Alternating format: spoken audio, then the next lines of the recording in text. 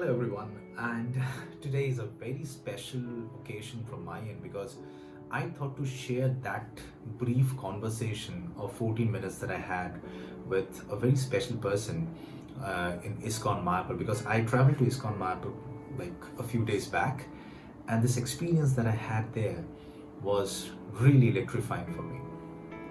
It was in one occasion in the evening, nearly around 7 o'clock. I was traveling from one residential building to the other, and Iskcon Mayapur is quite big. It's a huge space. So once I was traveling from one place to the other, I could, you know,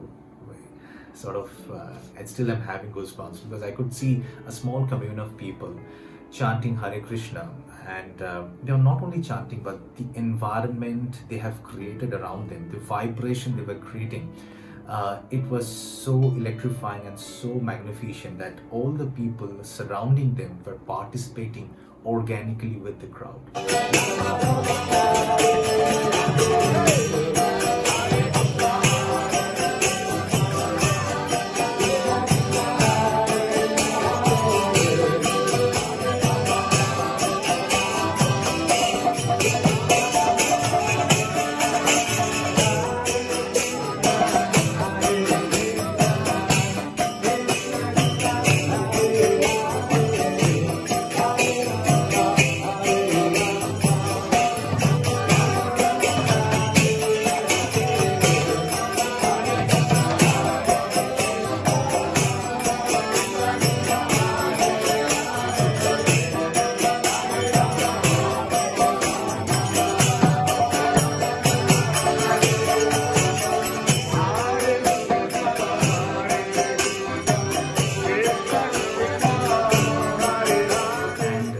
We were all dancing, we were all chanting together, and we somehow got immersed into that identity of Krishna.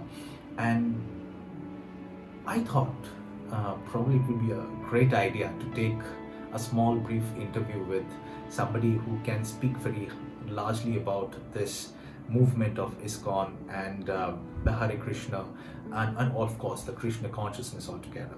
So I started to approach everyone, and when I approached some people from Ukraine, they said that no, my English isn't that good. But to me, their English was just fine, and even to a person who was a Russian, who also said that my English was equally bad, but I equally find it good. And then they all pointed me to the leader of the commune. The leader of the commune is somebody that I've spoken to, in the next morning itself. But this whole experience of this conversation that I had with him, it was such revealing and such it sort of coined the pearls of wisdom inside me, and I'm sure that you are going to equally love this conversation. So without further ado, let us just jump into this conversation that I had with him in Iskcon Mayapur. Enjoy. নমস্কার বন্ধুরা, সুপ্রভাত, হরে কৃষ্ণা। আজকে সকাল সকাল আমরা উপস্থিত হয়ে গেছি একদম ইসকন মেন মন্দিরের বাইরে, যেখানে আমি একজন খুব স্পেশাল গেস্টের কথা আপনার আগে জানিয়েছিলাম, এবং সেই স্পেশাল গেস্টকে আমার সঙ্গে আজকে পেয়ে গেছি, এবং তার সঙ্গে আজকে একটা ছোট্ট ব্রিফ কথোপকথনে যাব। এবং সেই কথোপকথনে যাওয়ার আগে আজকে আমার স্পেশাল গেস্টের তরফ থেকেই তার ইন্ট্রোডাকশনটা আমি করাচ্ছি। Hare Krishna, Prabhu. Hare Krishna. Hare Krishna. Prabhu, could you tell us a little bit about yourself and your background before we start off with the main content? Sure. Well, my name is Jivanath, and I came to Iskcon in 1975, so 46 years ago. Pretty much to the day almost, 46 years ago to the day. It was in October, right around now. And I'm here in Mayapur for the last 5 years, but I have traveled all around the world. I've been in Australia, Hong Kong, the Philippines, Canada, and parts of America. So in our travel brochure for Iskcon, we should say, become a Hare Krishna and see the world, because that's pretty much how it worked for me. I probably would have been stuck in my hometown of Philadelphia, like so many of my relatives, but I became a Hare Krishna, and Krishna opened up all kinds of adventures for me. Beautiful. Yeah. And what exactly has drawn you to the Krishna consciousness? Well, It's an interesting topic because I wasn't what you would call a searcher, a seeker, a real spiritual person. I really wasn't that kind of a person. So many devotees you hear, I was looking for the truth. I wanted a guru. I didn't want any of that. I just was a party guy, just wanted to have fun. And that's really was my life. But I was in university and the parties were getting dull. Now, I'll admit, they were getting dull. And I was thinking, okay, I got the girlfriend, I'm playing sports, I got a college university scholarship to play basketball. Sounds like it should be pretty cool, but I was not happy. Something wasn't right. I just didn't feel comfortable. But as far as the Hare Krishnas, if I saw a Hare Krishna on the street, I would run the other way. Because I thought I was a pretty cool guy, and these Hare Krishnas did not look cool. Shaved head and robes. I'm thinking, nah, this is just too weird. I don't know what planet they're from, but it's not something I'd ever have anything to do with. But it just so happens, one time I was driving down the street, and I had just dropped out of university to take a break. I'd hurt my knee, I wasn't playing, so I dropped out for a little bit. And I was driving down the street, and at the traffic light was my old friend from high school. And he was wearing regular clothes, like what you have on right now. And so he stopped me, he pulled me over, and he says, hey, Joe, he goes to my name. He said, Joe, I haven't seen you for so long, man. What you been up to? It's been 2 years. And we were best friends in high school. And so we just started chatting and talking normal. He was normal, nothing weird going on. And he reached in his bag and pulled out a magazine. And it was the Back to Godhead magazine. And I noticed on the bottom, because I didn't know what Back to Godhead meant, I noticed on the bottom it said the magazine of the Hare Krishnas. And I was like, what? You're a Hare Krishna? Not again. Sure enough, he took off his hat, he had a shaved head, and I was like, wow, this is just too freaky. I can't believe you're a Hare Krishna. But he was preaching to me a little bit, talking just nicely, explaining the philosophy, how you're not your body, you are spirit soul. And it kind of started to make sense to me. I was thinking, well, that's why I'm not happy, because I'm trying to act like I'm my body, but I'm not that body. I'm a spirit soul. So he was saying by acting like a spirit soul, and as a spirit soul, you're supposed to serve Krishna or serve God. And I said, well, that makes sense. That kind of makes sense. So he gave me a Bhagavad Gita. And I took it home. I read it for 3 days straight, the whole way through, just reading, and just wow, everything was this really makes sense. I just couldn't believe how amazingly straight on it was. No punches pulled. It was yes, you're not your body. You should act like this. You should do like this. If you're not thinking of Krishna, you're thinking of other things. And I was like, yeah, I get it. So that was it. Because this particular person was put in my path, I accepted Krishna consciousness, because if any other person, like some of these shaved-headed people that are standing around right now, if they would ever come up to me, I was like, get away from me, man, you're too weird. But this was my best friend from high school, so okay, I'll listen. And I did, and here I am, 46 years later. Great. So I was also wondering that is this always the the people or the spiritualistic or the mystics that I've spoken to in the Himalayas or anywhere? So is it kind of a mundane lifestyle which ultimately helps them or transfigures them to be spiritual and be somebody who are you right now in the first place? Is it kind of the lifestyle that they have lived for quite a long time, and then they have realized this lifestyle is probably not giving me that spark, not that energy, or not that vibrance which I was looking for, and there's an other side to the story which I'm probably missing. So I'll just go back and seek for it, and probably somebody seeks in the Mayapur, somebody seeks in the Himalayas, somebody seeks at Ramakrishna Mission. So they travel to multiple places to seek their own identity, which probably is somewhere brushed under the carpet in the day-to-day stereotypical life. Is that the thing which happens? Well, the thing is, and you actually said it in what you were just explaining, the sitting thing. It's we are not meant to just be sitting around idle. And therefore, this meditation that they're doing in the Himalayas is very nice, but if I give you a couple paths, say we're in the Empire State Building, which is a really, really tall building, correct? Right? I don't know how many floors, but it's an awful lot of floors.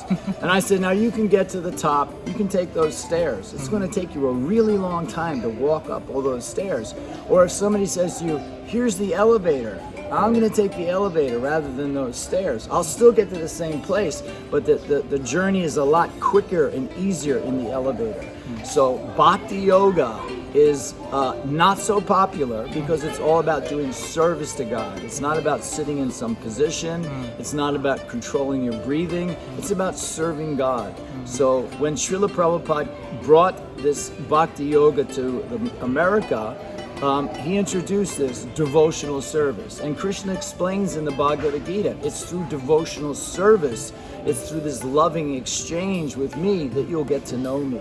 It's right, you know. So I mean, you could sit and meditate on this person called your wife, and you can meditate and meditate and meditate, but you're not going to make any connection by simply meditating. But if you walk up and you say, "Can I serve you? Can I do something for you? What's your name? Who are you? Where are you from? Who are your parents?" And you find out about her, then you can get to know her. And when you love somebody, you want to do things for them. Okay, so that's in other words what we call as Nishkam Karma or Karma Yoga. Is that what you mean? Yes, I mean, there's a lot of different kinds of yoga, but the easiest to practice in this age is Bhakti Yoga, devotional service. Devotional service, correct. And so my next question will be, why is Sridham Mayapur is so important and relevant in today's times? Ooh, well, I mean, if you're actually asking for everybody else, I hope, right? You know. Well, this is actually the birthplace of Lord Chaitanya Mahaprabhu, who appeared here 534 years ago, I think it was. And his mission was simply to spread this love of Godhead. And not to say that you need to just meditate and study. I mean, these are nice things to do, but he was simply spreading, I got a real easy way for you. You simply chant Hare Krishna, and then you will develop this love of God. So his movement was started and it's called the Sankirtan movement, or congregational chanting of the holy names. So here in Mayapur, this is the focus of the whole community here, is chanting Hare Krishna. And we just try to convince others that they should chant Hare Krishna. You want to alleviate your problems? Chant Hare Krishna. Krishna is in your heart, and he will direct you as to what you should be doing. So it actually does work. It's one of those things, well, you know, if you just take the medicine, which is the mantra, Hare Krishna mantra, if you take that medicine, it's going to work. You may say, I don't believe in it, I don't think it's that, but if you take it, it's like medicine, it works. Whether you like it, whether you think it doesn't work, it's going to work. And the mantra does work, the Hare Krishna, Krishna Krishna, Hare Hare, Hare Rama, Rama Rama, Hare Hare. Beautiful. And is it like, a lot of people singing together on a group, that vibration actually creates the stir in the body and the mind? Oh, absolutely. And you can feel it. We just did our Guru Puja to our spiritual master, Srila Prabhupada. And there's probably maybe 100 and some devotees there who are dancing and singing. And you can feel this energy, right? Now, if I just get up and start dancing and singing, it's a very singular, low-keyed energy. But if I'm dancing and singing among 100, 200, 1,000, 10,000, the energy grows with the numbers. Just like if you go to a cricket match and somebody hits a 6 and everybody cheers, you can feel an energy. It's mundane, but there's an energy there. There's no doubt about it. Right. Or if you're at home in front of your television watching, you cheer. It's like, yeah, okay, whatever. Yeah. So my last question to you will be, this world, unfortunately, we are going very materialistic day by day, and that's how things are. I have personally seen people who run after money. There's a very beautiful saying, they are billionaire beggars, I'd rather say. So because they are always worried about where the next buck is coming from. So even people have enough, they have money, they have house, they have a beautiful car, they have a beautiful lifestyle, but still they are constantly looking for something and craving for something which they want to achieve, and then again not being satisfied there, then they want to achieve the next level of it, and God knows where this level ends. Right. So what is your message to the youth who are actually falling in prey of such kind of mentality in this materialistic world? Well, you touched on it. Hare Krishna, guys. Hare. These guys all were singing and dancing with me last night. Hare Krishna. I remember every one of them. Hare Krishna. Yes, sorry. They were actually very ecstatically dancing and singing on our Harinam Sankirtan that we do here on Yes, campus. in the evening, right. Okay, back to your question. Let me just try to remember what it was. That's one thing with old age. All right, so the money thing. Okay, so one thing about all the wealth that you can accumulate is no matter how much you get, there's still one obstacle in your way, and that's death. It comes for everybody, and that's Krishna as death. He comes as death. So whether you want to believe in Krishna and act accordingly, or you don't, you just want to live the materialistic lifestyle, you're going to have to give it up. Nobody takes their money with them. We have a devotee, a disciple of Srila Prabhupada, Alfred Ford. He's the great-grandson of Henry Ford, who is one of the all-time richest people back when he was. And he came to see Srila Prabhupada in 1970-something, and he was introduced. Prabhupada says, "So, you are the great-grandson of Henry Ford?" And he said, "Yes." He says, "So where is he now?"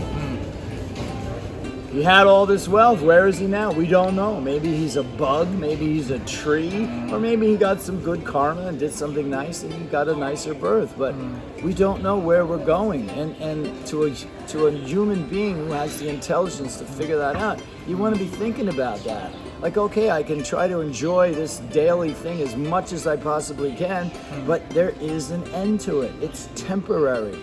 And just like all the different allurements in this material world are temporary. Your sex life is temporary. Your alcohol is temporary. Your drugs, all the things that people think, oh, I should do this. This will make me happy. None of it works long term. Short term, sure, you get a little bit of a buzz or whatever it is. Or you have some money and you enjoy some opulence, but like a bed is a bed is a bed, Prabhupada used to say. You're sleeping in a bed, a dog is lying down sleeping, you're lying down sleeping. What's the difference? So it's a nicer bed, you're still sleeping. So, it's not really a sensible thing to put all your energy into simply doing that. Not to say that you give up your job and just, throw all your money away. No, you have to work, you have to earn a living, but you have to realize what the goal of all that is. And that is to know Krishna, to love Krishna. Make a lot of money, give some to Krishna. Help the Hare Krishna movement spread. Then you're doing the right thing. Then we are doing the right thing. So it's absolutely stunning interview with Prabhuji, and we are going to get you more details about Mayapur and Navadvip as well that we have traveled yesterday. And do keep in touch with us and keep watching the Wanderers Monologue. And if you like the content, do not forget to share, subscribe to the channel. Would you like to say this to them? Like, share, and subscribe to the channel. Please, you should like, share, and subscribe to this channel. He's very astute at asking very good questions and finding out the information you need to know. Thank you, and Hare Krishna. Take Hare care. Krishna.